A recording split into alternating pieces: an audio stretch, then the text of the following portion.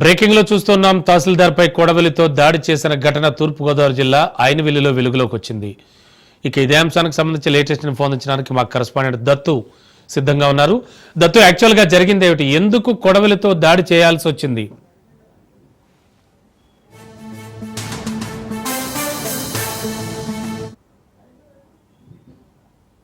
Hello hello Dattu, వినపడుతోందా?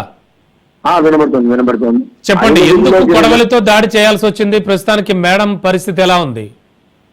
కాబట్టి ఈ ఐనవిల్లిలో జరిగిన దాడికి ఒక్కసారిగా రెవెన్యూ యంత్రాంగం ఉలిక్కిపడింది. దీని పూర్వపరాలు చూసుకుంటే కనుక ఈ దాడి చేసిన వ్యక్తి ఒక్కసారిగా ఎంఆర్ఓ ఆఫీస్ లో ఎంఆర్ఓ విధులు నిర్వహించి బయటకు వస్తుండగా కత్తితో దాడి చేశాడు. దాడి చేసిన అనంతరం బీభత్సం సృష్టించాడు. స్థానికులు పట్టుకున్నారు. తర్వాత పోలీసులు వచ్చి అదుపులో తీసుకున్నారు.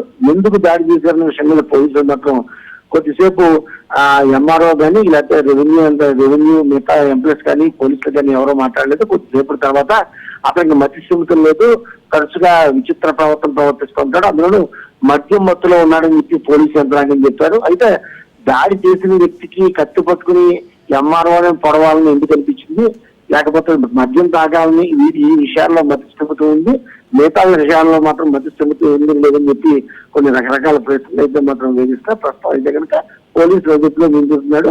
మద్యం మత్తులో ఉన్నాడు, మతిస్థిమితం లేదని చెప్పి పోలీసు యంత్రాంగం చెప్తుంది. అలాగే ఎంఆర్ఓ కూడా అదే విషయం చెప్పడం కూడా జరిగింది అన్నమాట. Okay, thank you Dattu.